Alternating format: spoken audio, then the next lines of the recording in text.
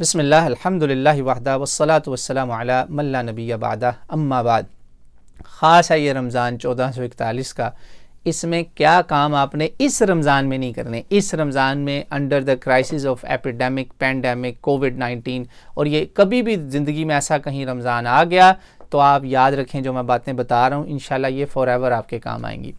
رمضان کی عبادت ہو یا فرض عبادت ہو، اگر آپ کی حکومتوں نے مسجدیں بند کی ہیں اور آپ کی مسجد کی انتظامیہ نے بھی یہ فیصلے کر لیے ہیں تو بالکل آپ قانون مت توڑیں، ورنہ آپ مسلمانوں کو بھی بدنام کریں گے اور حکومتوں سے بھی لڑائی ہوگی۔ مسلمان ملکوں والوں کو بھی یہی میں کہہ رہا ہوں، غیر مسلم ممالک میں زیادہ، سب جگہ، ٹھیک ہے۔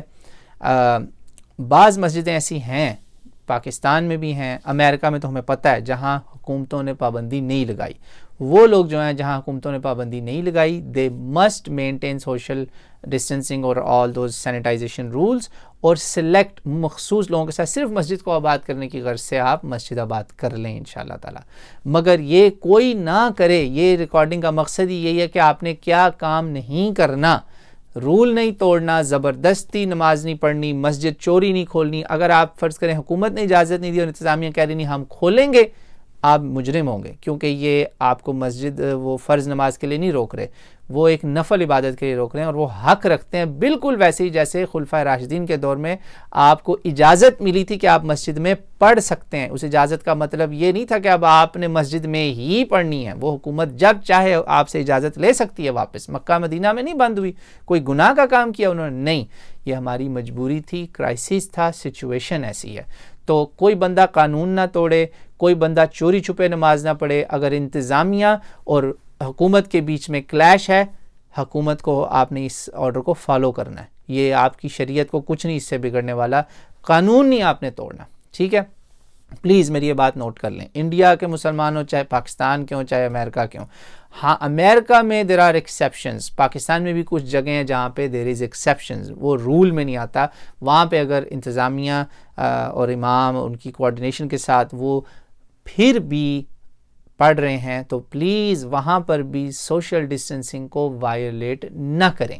بس یہ کچھ نہ کرنے کے کام میں بتا رہا ہوں، یہ میری باتیں آپ سمجھ لیں تو آپ کو فائدہ ہوگا۔ آخری نہ کرنے کا کام وہ ہے جی لائیو تراویح۔ لائیو تراویح کیا ہے؟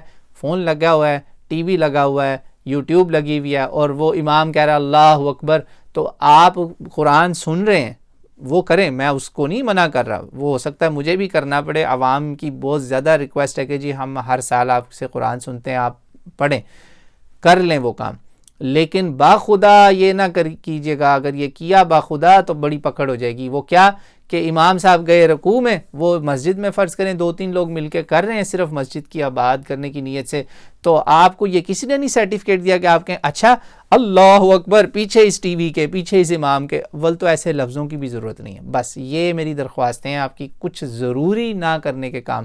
ایک 7-8 منٹ کا بھی ہے وہ کلپ، لیکن یہ مختصر ہے۔